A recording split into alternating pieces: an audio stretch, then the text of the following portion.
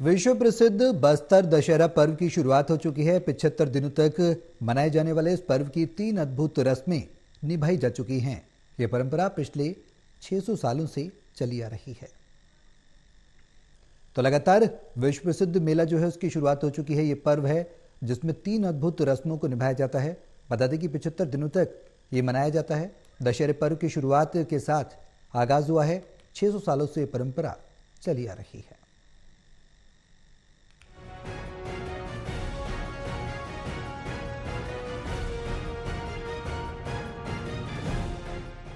छत्तीसगढ़ के जगदलपुर बस्तर अपनी अनोखी और आकर्षक परंपराओं के लिए जाने जाते हैं।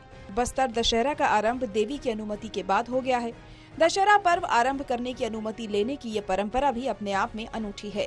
काछन गादी नामक इस रस्म में एक नाबालिग कुंवारी कन्या पीहू कांटों के झूले पर लेटकर पर्व आरंभ करने की अनुमति देती है।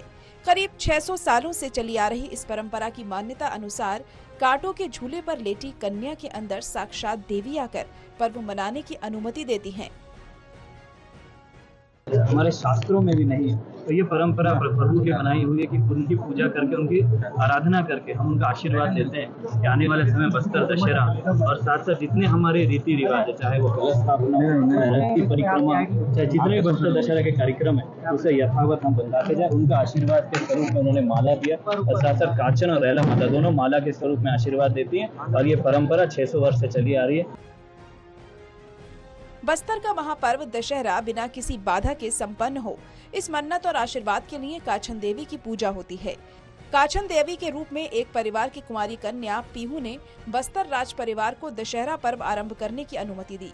मान्यता है कि इस महापर्व को निर्बाध संपन्न कराने के लिए काछन देवी की अनुमति आवश्यक है, जिसके लिए पनका जाति की कुंवारी कन्या को बेल की कांटों से बने झूले पर लेटाया जाता है और इस दौरान उसके अंदर खुद देवी आकर पर्व आरंभ करने की अनुमति देती है। हर वर्ष पितृमोक्ष अमावस्या की इस प्रमुख विधान को निभाकर राज परिवार ये अनुमति प्राप्त करता है। विजय पचौरी की रिपोर्ट, टोटल न्यूज़, जगदलपुर।